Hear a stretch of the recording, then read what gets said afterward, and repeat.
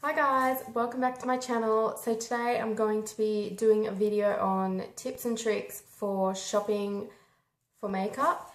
A lot of people aren't really keen or excited or confident in going shopping for makeup. So here are just a few things you should know when you're shopping for makeup. So firstly, I'm going to talk about primers. There's lots of different primers out on the market today. There's different ones for different skin types, different complexions, different needs, etc., etc. So it's pretty simple with primers. You sort of really have to try them out to know if they're any good for you. I can use a primer and it'll be no good for me, and then other people use it and it's fine for them. So really, you really just have to try them out to sort of know which one's going to be best for you. So there's lots of different primers out. There's ones that are for sensitive skin, ones for oily skin, ones for dry skin, ones for combination skin. There's anti-aging ones, there's mattifying ones, there's luminous ones, which, you know, give you a dewy sort of finish. There's heaps of different ones. So basically, you know, if you want to sort of lessen wrinkles, want to look a little bit younger with your primer, obviously you'd go for an anti-aging one. If you have really dry skin, obviously go for a dry skin one. As long as you're aware of what sort of skin type you have or what you sort of need in a primer, then it's going to be pretty easy to go shopping for one. Finding a good one might be a bit of a different task, but you just really got to try with your primers. That's all I can say. So my number one tip with finding the right foundation for you is to test it on your collarbone. Don't test it on your neck because that's always lighter than your face. So you want to test it sort of here or just where your collarbone is, and pretty much it should match where you blend it in. A lot of people try it on their hands, but I find your hands aren't always the same color as your face. So, and you know, you've got blue and green veins and stuff, so that can sort of throw off the color of your foundation as well. And my second big tip is to learn know what undertone you have. I have a yellow undertone, as you can see. It's not really a pink, it's not pink at all, and it's not in between, it's yellow. So I have a yellow undertone. Some people have pink, some people have a neutral, which is sort of a mix between the two. And yeah, it's not that hard finding your undertone. You just look at your skin with no makeup on. If it's sort of more of a pink tinge, it's, you know, obviously a pink undertone. It's more of a yellow tinge, then obviously your yellow undertone. If you sort of have trouble finding sort of, you know, a difference, then you're probably a neutral skin tone. And if you're not overly sure, I recommend going into somewhere that, you know, like Maya or somewhere like that where they're actually makeup artists, and they will be able to tell you what your skin tone is. Don't mind my cat. My third tip is to find the finish that's right for you. By finish, I mean when you put your foundation on, what it looks like when it sets. So there's lots of different finishes. There's dewy / luminous finish, there's matte finish,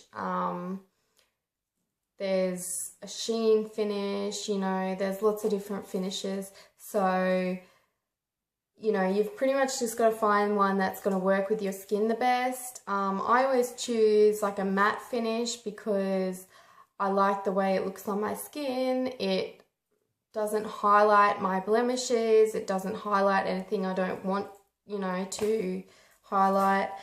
Pretty much to pull off a dewy finish, you have to have pretty much perfect skin because of all the shimmer in the dewy finish. It's going to really highlight your face. So if you have like blemish prone skin and stuff like that, a dewy luminous finish is not ideal for your skin. It will highlight all your blemishes and make them more noticeable and just highlight all your imperfections. So matte is pretty much a safe choice for any skin type.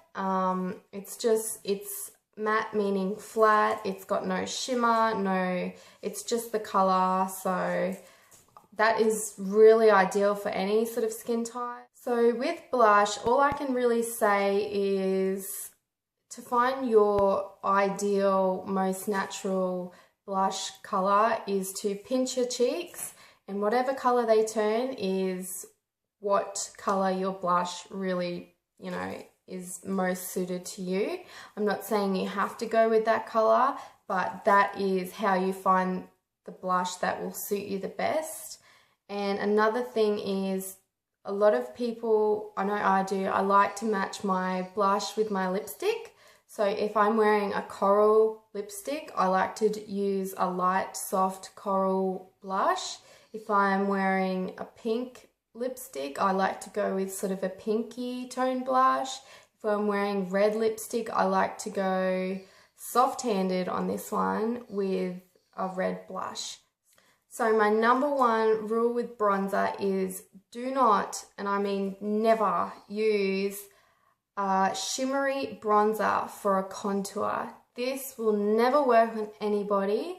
It defeats the purpose of contouring. It doesn't contour anything at all, and especially if you have sort of imperfections here, like all here, and you put shimmer over it, it just makes it 10 times more noticeable that you have blemishes. So I really highly recommend for contouring that you use a matte bronzer. So a bronzer with no shimmer, no luminosity, nothing. It needs to be a flat bronzer, so especially if you're using it for contouring. The only time I recommend people use a shimmery bronzer is if they want to achieve a sun-kissed look.